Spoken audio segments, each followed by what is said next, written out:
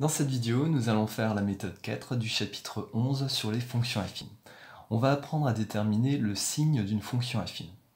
Donc on va déterminer directement le tableau de signes des fonctions suivantes, donc f, g, h et j. Donc commençons par la première, donc commençons par f de x égale à 4x moins 20. On commence par résoudre f de x égale à 0, donc ça c'est la première chose.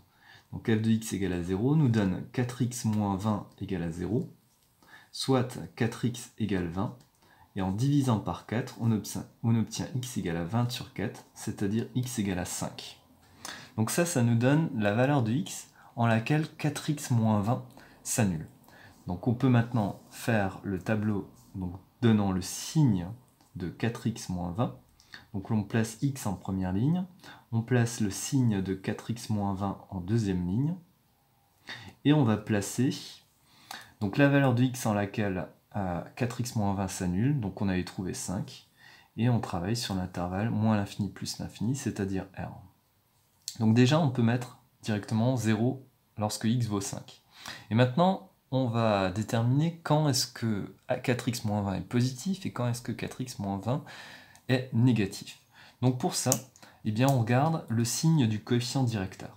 Donc ici le coefficient directeur est 4, et ce nombre, donc le coefficient directeur qui vaut 4, est ici strictement positif.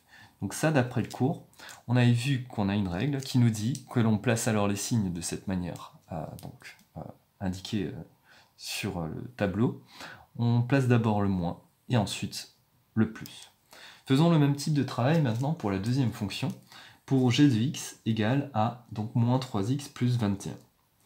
Donc commençons par résoudre, comme tout à l'heure, eh bien g de x égale à 0. Donc on a à résoudre moins 3x plus 21 égale à 0. Donc ça nous donne moins 3x égale à moins 21. Et en divisant des deux côtés par moins 3, on aura moins 21 sur moins 3, c'est-à-dire 7. Et comme tout à l'heure, on peut alors faire le tableau de signes. Donc dans ce tableau de signes, on place la valeur de x en laquelle g de x s'annule, donc 7. Et on va regarder donc la valeur du coefficient directeur. Le coefficient directeur ici, donc qui est le coefficient en facteur de x, vaut moins 3. Moins 3 est négatif. Et donc on peut placer donc les signes d'après le cours de la manière suivante. On sait qu'on aura d'abord le plus, donc avant le 0, et ensuite on aura le moins.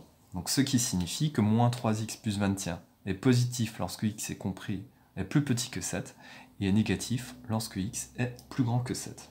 Faisons le même travail pour h de x égale à moins x plus 6. Donc on commence d'abord par résoudre h de x égale à 0. Donc ici ça va être assez facile. On a juste à résoudre moins x plus 6 égale à 0. Et bien ça nous donne directement x égale à 6. Et de la même façon qu'auparavant, on peut directement faire le tableau de signes. Donc on place la valeur en laquelle moins x plus 6 s'annule, donc on vient de voir que c'est lorsque x vaut 6. Et la valeur du coefficient directeur, donc qui est le coefficient facteur de x, ici, bien, vu qu'on a moins x, eh bien ce sera moins 1. Moins 1 est négatif, et donc comme on l'a vu auparavant, pour l'exemple d'avant, on place d'abord plus avant le 0, et ensuite on place le moins après le 0. Et enfin, il nous reste une dernière fonction à étudier, donc la fonction j définie par j de x égale à 2x. Donc de même qu'auparavant, on commence par résoudre j de x égale à 0. Donc autrement dit, 2x égale 0.